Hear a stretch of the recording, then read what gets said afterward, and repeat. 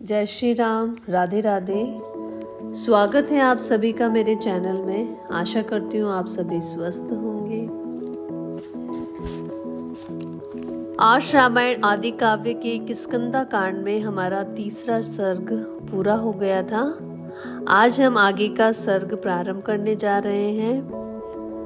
आज के सर्ग में हम लक्ष्मण का हनुमान जी से श्री राम के वन में आने और सीता जी के हरे जाने का वृतांत बताना तथा इस कार्य में सुग्रीव के सहयोग की इच्छा प्रकट करना और हनुमान जी का उन्हें आश्वासन देकर उन दोनों भाइयों को अपने साथ ले जाना का वर्णन हम आज के सर्ग में करेंगे। तो श्रवण कीजिए आज का सर्ग, अंत तक बने रहिएगा। श्री राम जी की बात सुनकर तथा सुग्रीव के विषय में उनका सौम्य भाव जानकर और साथ ही यह समझकर कि उन्हें भी सुग्रीव से कोई आवश्यक काम है, हनुमान जी को बड़ी प्रसन्नता हुई। उन्होंने मन ही मन सुग्रीव का स्मरण किया। अब अवश्य ही महामन्ना सुग्रीव को राज्य की प्राप्ति होने वाली है, क्योंकि ये महानुभाव किसी कार्य या प्रयोजन से यहाँ आए हैं और यह कार्य सुग्रीव के ही द्वारा सिद्ध होने वाला है। तत्पश्चात बातचीत में कुशल वानर श्रेष्ठ हनुमान जी अत्यंत हर्ष में भरकर श्री रामचंद्र जी से बोले, पंपा तटवर्ती कानन से सुशोभित यह वन भयंकर और दुर्गम है। इसमें नाना प्रकार के हिंसक जंतु निवास करते हैं। आप अपने छोटे भाई के साथ यहाँ किस लिए आए हैं? हनुमान जी का ये वचन सुनकर श्री राम की आज्ञा से लक्ष्मण ने दशरथ नंदन महात्मा श्री राम का इस प्रकार परिचय देना आरंभ किया। विद्वान, इस पृथ्वी पर दशरथ नाम से प्रसिद्ध जो धर्मा अनुरागी तेजस्वी राजा थे, वे सदा ही अपने धर्म के अनुसार चारों वर्णों की प्रजा का पालन करते थे। इस भूतल पर उनसे द्वेष रखने वाला कोई नहीं था और वे भी किसी से द्वेष नहीं रखते थे।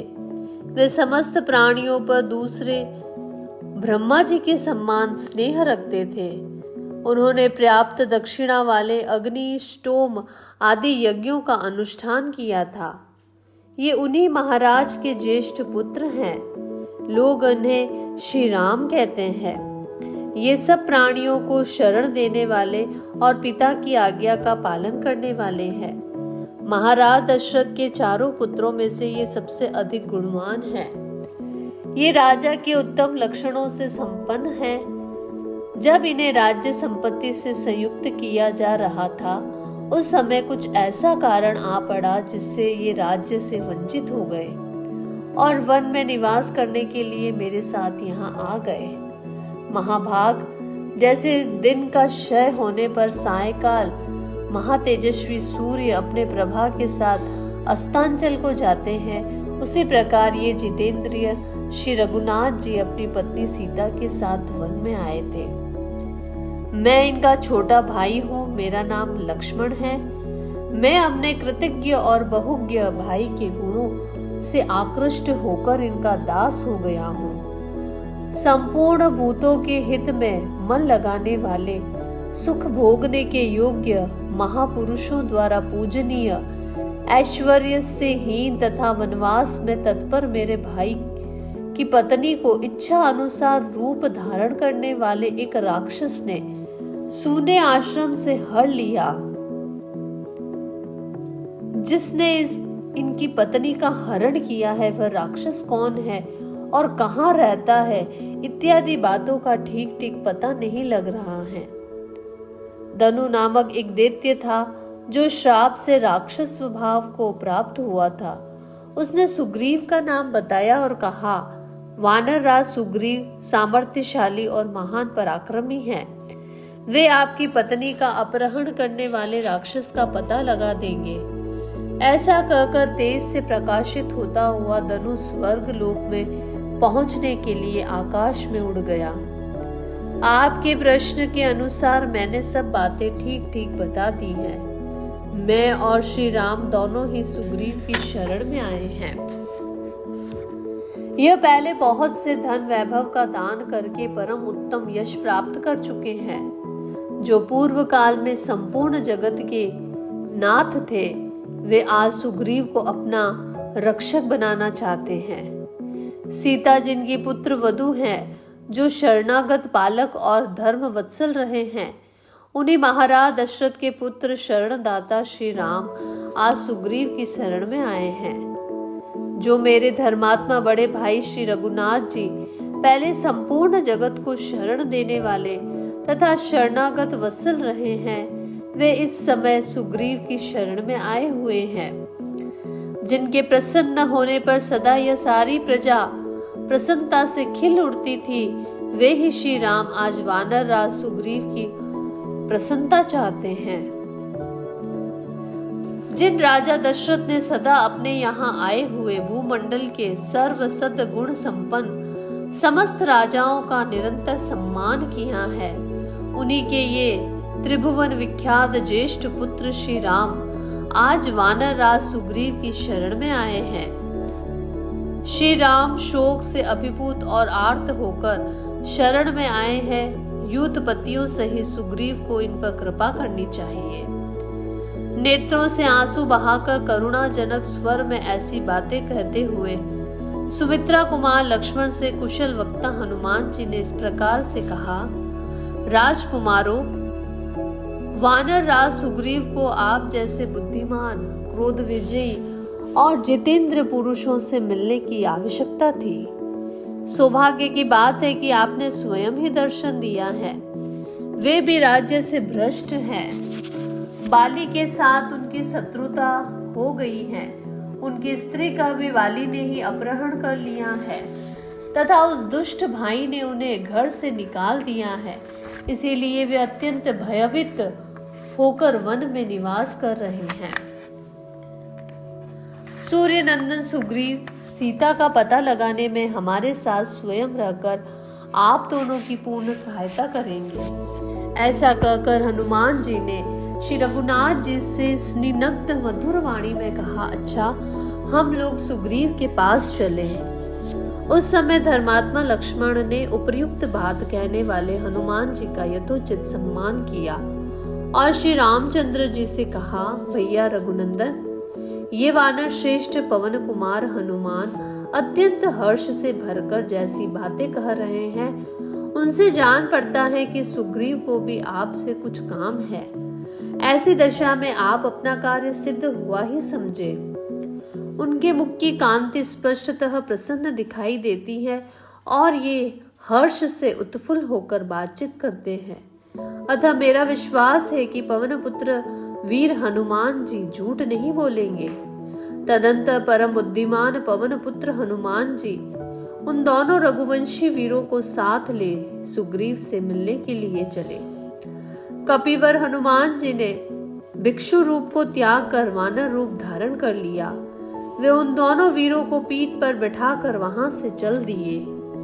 महान यशस्वी तथा शुभ विचार वाले महापराक्रमी वे कपिवीर पवन कुमार कृतकृत्य से होकर अत्यंत हर्ष में भर गए और श्री राम लक्ष्मण के साथ गिरिवर ऋषिमुख पर्वत पर जा पहुंचे।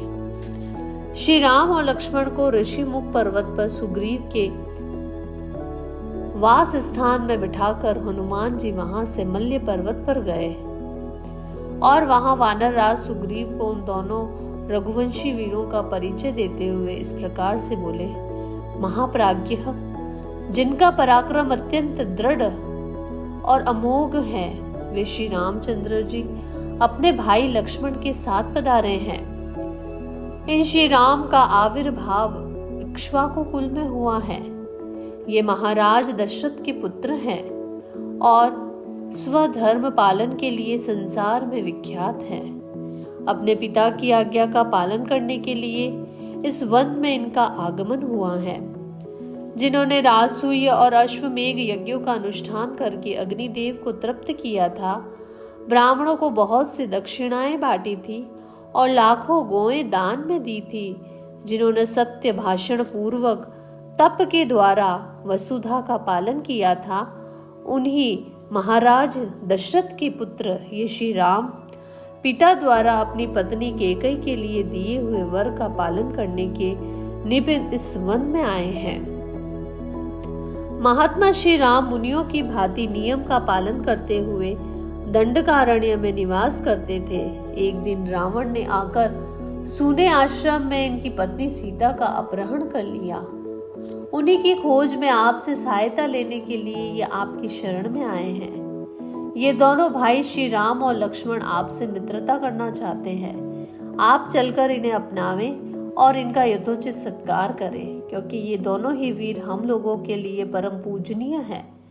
हनुमान जी का यह वचन सुनकर वानर राज सुग्रीव स्वेच्छा से अत्यंत दर्शनीय रूप धारण करके श्री रघुनाथ जी के पास आए और बड़े प्रेम से बोले, प्रभु, आप धर्म के विषय में भली भांति सुशिक्षित, परम तपस्वी और सब पर दया करने वाले हैं। पवन कुमार हनुमान जी ने मुझसे आपके यथार्थ गुणों का वर्णन किया है। भगवान, मैं वानर हूँ और आप नर। मेरे साथ जो आप मैत्री करना चाहते हैं, इससे मेरा ही सत्कार है और मुझे ही उत्तम लाभ प्राप्त हो रहा है। यदि मेरी मैत्री आपको पसंद हो तो मेरा यह हाथ फैला हुआ है, आप इसे अपने हाथ में ले लें और परस्पर मैत्री का अटूट संबंध बना लें। इसके लिए स्थिर मर्यादा बांध दें। सुग्रीव का यह सुंदर वचन सुनकर भगवान श्री राम का चित्त प्रसन्न हो गया। उन्होंने अपने हाथ से उनका हाथ पकड़कर दबाया और सुहाद्र का आश्रय ले बड़े हर्ष के साथ में शोक पीड़ित सुग्रीव को छाती से लगा लिया।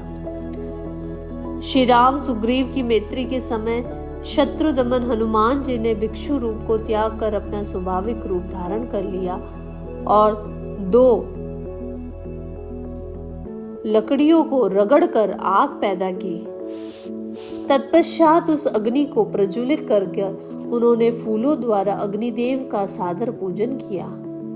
फिर एकाग्रचित होकर श्री राम और सुग्रीव के बीच में साक्षी के रूप में उस अग्नि को प्रसन्नता पूर्वक स्थापित कर दिया। इसके बाद सुग्रीव और श्री रामचंद्र जी ने उस प्रज्वलित अग्नि की प्रदक्षिणा की और दोनों एक दूसरे के मित्र बन गए।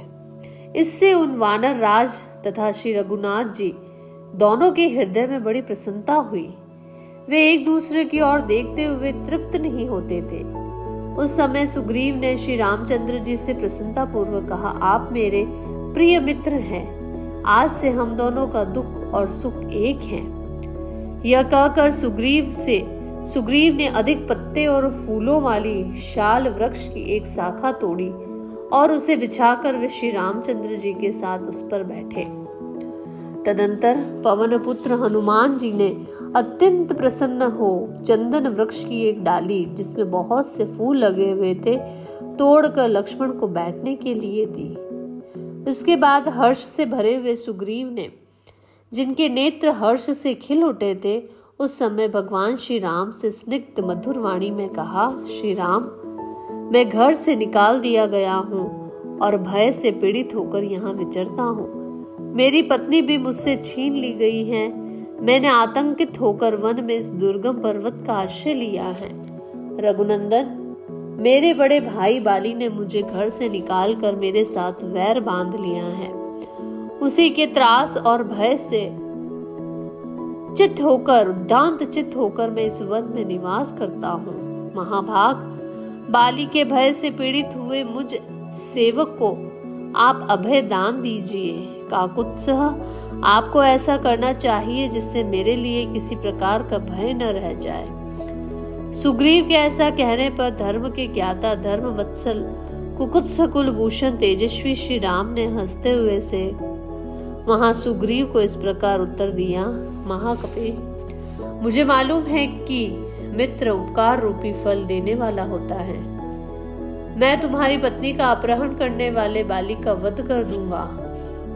मेरे तुणीर से संग्रहित हुए ये सूर्य तुल्य तेजस्वी बाण अमोघ हैं।